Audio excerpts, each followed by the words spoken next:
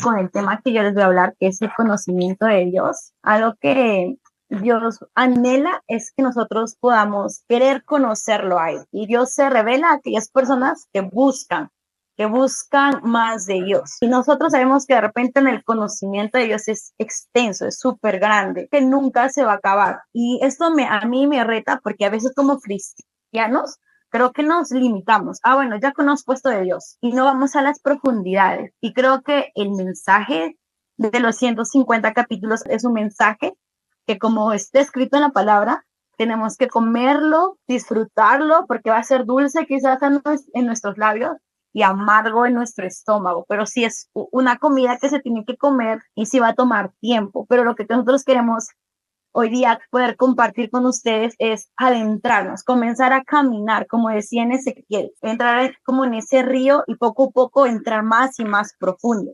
Entonces, algo que yo les voy a decir es que Dios anhela que nosotros podamos conocer no solamente quién es Él, sabemos que Él es un Padre, sabemos que Él es Jesús que vino como hijo, ¿no? Que conocemos al Espíritu Santo como el que da los dones, como el que consuela, pero Él quiere que vayamos más adentro en su corazón. Y por eso en el punto 1 era el corazón de Dios.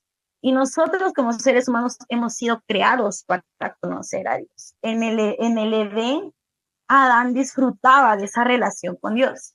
Y es algo a lo que Dios nos está invitando. Gracias a Jesús tenemos ese acceso para volver a conocerlo, entrar a conocer su corazón.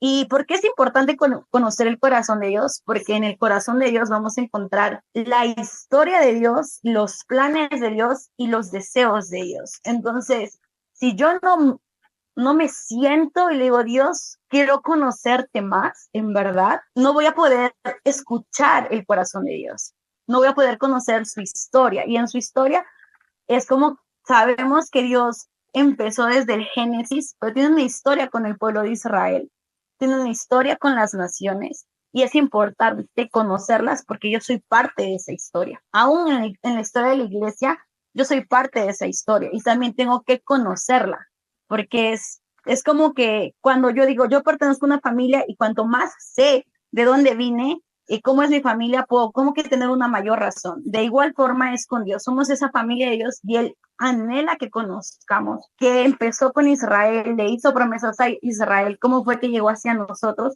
para comenzar a aceptar sus planes que ellos tienen para con nosotros. Aparte de lo que es la historia de ellos, son lo que va a acontecer, los planes que ellos tienen.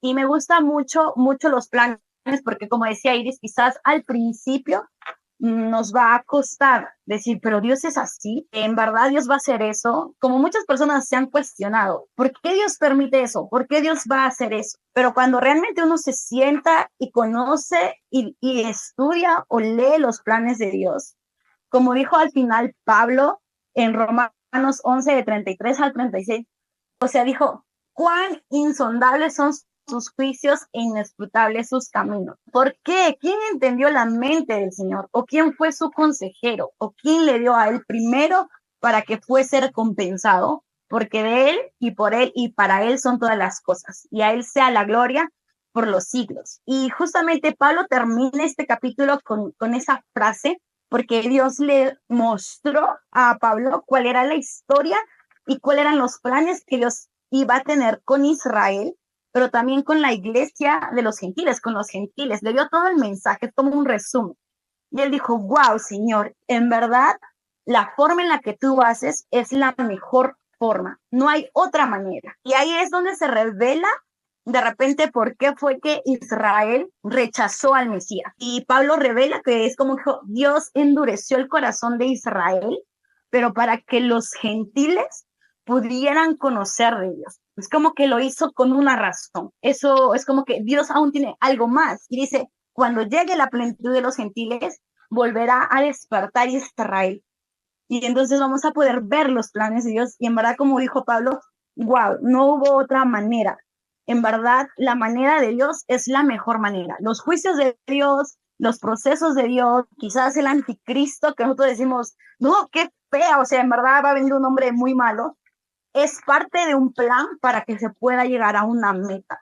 Y en verdad vamos a poder entenderlo, pero cuando nos sentamos y decimos, Dios, quiero escuchar tu corazón, quiero que me muestre. Luego de eso, vamos a poder ver el plan de Dios, que como les contaba, el que recibió una de las mayores revelaciones, porque como esos 150 capítulos, vamos a encontrarlos tanto en el Nuevo Testamento como en el Antiguo Testamento. A una de las personas que más se le dio siendo un judío fue a Pablo, y él lo aceptó. Vemos su vida de Pablo y él, conociendo el plan, decidió actuar. Y es algo a lo que Dios nos está llamando. Yo sé que de repente para muchos este tema es algo nuevo, no es correr con el mensaje, sino es sentarse, comer el rollo, y Dios te dará la manera que tú puedas hablar de este mensaje, porque quizás es un poco duro. Y Pablo entendió que el mensaje, él tenía un mensaje que no era para los judíos en ese tiempo, sino para los gentiles. Y él comenzó a correr la carrera predicando con denuedo, con valentía, hacia el lugar que Dios lo había puesto, que era hacia los gentiles. Y es justamente en ese caminar que él recibe la revelación de quién iba a ser el anticristo, o sea, cómo iba a actuar él, cuáles iban a hacer algunas señales para el fin, qué era lo que iba a pasar con nuestros cuerpos en la resurrección. Y también vemos que Juan recibe muchas de estas cosas de los planes de Dios para el final de los tiempos en el libro de Apocalipsis. Es necesario que nosotros podamos ir a la palabra y ver la narrativa. La narrativa es importante porque es la historia de Dios. Y cuando yo conozco la narrativa de Dios, yo no me voy a dejar engañar, porque una de las señales para los últimos tiempos iba a ser el engaño. Iba a haber un gran engaño por la Babilonia, por las distracciones, porque a veces la iglesia no se sentó a tener intimidad, sino es como que comía, pero decía, con esta comida me lleno y sobrevivo una semana, y no se sentó a buscar el corazón de Dios. Entonces, una de las señales que iba a ser el engaño es porque hay una iglesia que no estuvo dispuesta a, con sus propios ojos, leer la narrativa de Dios, a estudiar la narrativa de Dios y ser parte de esta narrativa. Porque también Dios nos pide no solo que sepamos qué es lo que va a pasar, sino que podamos participar, que podamos tener un corazón con valentía y osadía. Y él pone como referente a Juan el Bautista. Y juntamente con esto vamos a ver lo que es los mensajeros proféticos. Porque Juan el Bautista fue un mensajero para el tiempo de Jesús. ¿Y qué es un mensajero profético? No es simplemente una persona que lleva un mensaje, sino que lleva un mensaje profético, que estuvo escrito en la palabra y que se está cumpliendo, que se va a cumplir tal cual está escrito en la palabra, tal cual está registrado. Por eso es que uno de los versículos que resalta la vida de Juan el Bautista es Isaías 40, que dice, voz que clama en el desierto, prepara el camino para el Señor. Eso ya estaba anunciado antes y él fue parte, es como que él, esa profecía la hizo real en su vida. Por eso es que se habló de él como ese mensajero profético.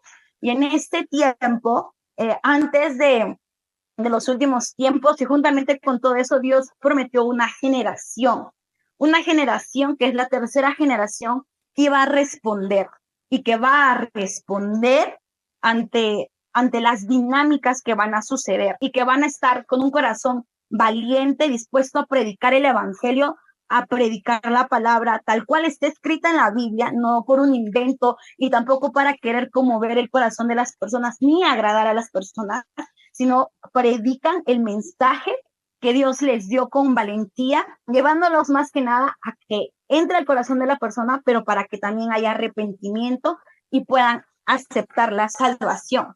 Por eso, cuando yo les puse las referencias de Hechos 4, referente al Salmo 2, justamente en Hechos 4 vemos a Juan y a Pedro que comenzaron a predicar y ahí se convierten 3,000 personas. Es como que había una oposición. Y es claro, va a haber una oposición, aún en nuestros días, aún en los tiempos venideros, va a haber una oposición grande, pero ellos decían, nosotros no vamos a callar, nosotros vamos a hablar el mensaje, vamos a predicar de Jesús, porque es como que los fariseos no querían que hablen de Jesús, sabían que Dios estaba con ellos por los hechos que ellos hacían, pero no querían que hablen de Jesucristo como ese Mesías. Pero ellos dijeron, no, nosotros, así ustedes nos encierren, así ustedes quieran hacer lo que quieran hacer con nosotros, vamos a predicar el evangelio completo.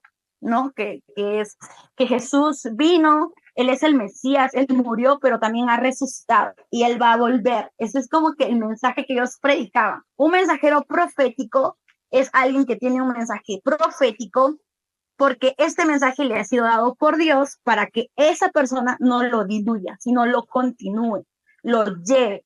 Y el testimonio de la profecía es Jesucristo. Nuestro mensaje profético nos va a mostrar siempre a Jesús o va a hacer que la gente vuelva a Jesús. Ese es un mensaje profético, literalmente, y es lo que hacía Juan el Bautista. Él predicaba la palabra, pero hacía que la gente se arrepintiera, ¿no? Por eso les hablaba muchas veces, no creo que con así muy malo, sino con dureza, firmeza, pero para producir en su corazón arrepentimiento y que haya salvación. Un mensajero profético, aparte de dar un mensaje, lo que busca es preparar un arca antes de que llegue el diluvio.